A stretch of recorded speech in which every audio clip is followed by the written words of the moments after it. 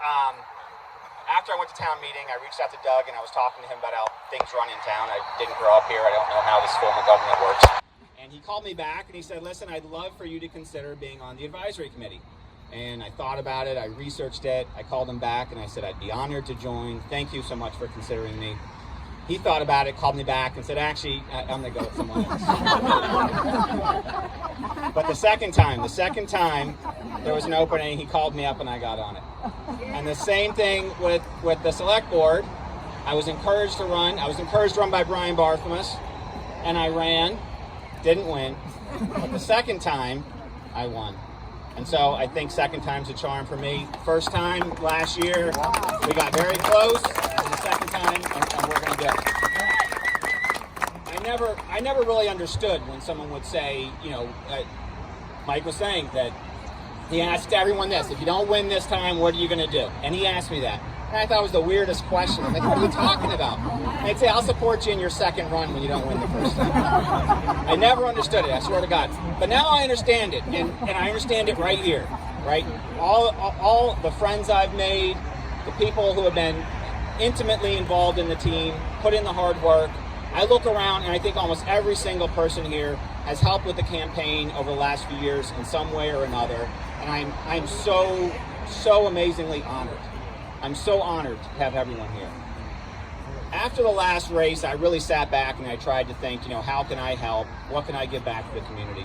I got very involved in the Democratic Talent Committee. And one of the things that I found is that in our community, in all of our communities throughout the country, we're so divided. We can't talk about anything. Everyone's fighting over everything.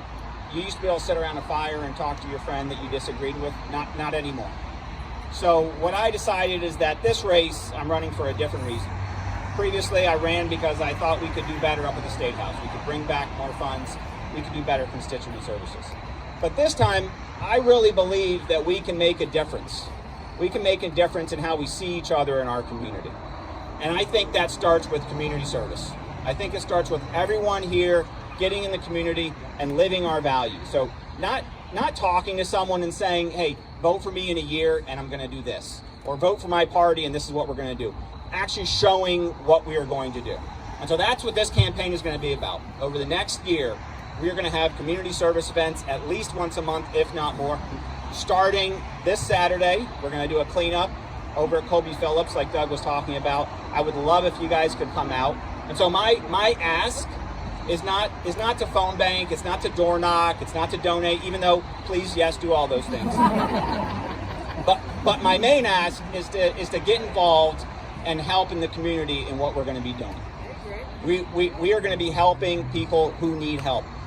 People, frankly, like my mom growing up and my brothers growing up. You know, I remember people in my community who helped me. They made a serious difference in my life. And I want to make that difference in someone else's life. And together we can do this. And so I'm excited. Thank you so much for all your support. Thank you so much for the support that you're going to give over the next year. And together we can do this. Thank you so much.